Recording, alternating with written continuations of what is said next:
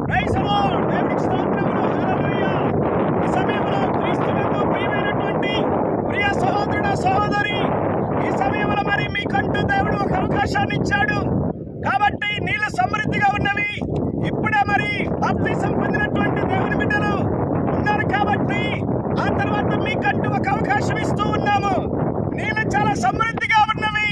దేవుడు ఒక మంచి తరుణాన్ని అనుగ్రహిస్తున్నాడు కాబట్టి ఏ ఒక్కరు కూడా మరి నిర్లక్ష్యం చేయకుండా ఇదే సమయం ఆఖరి సమయం కావచ్చాము.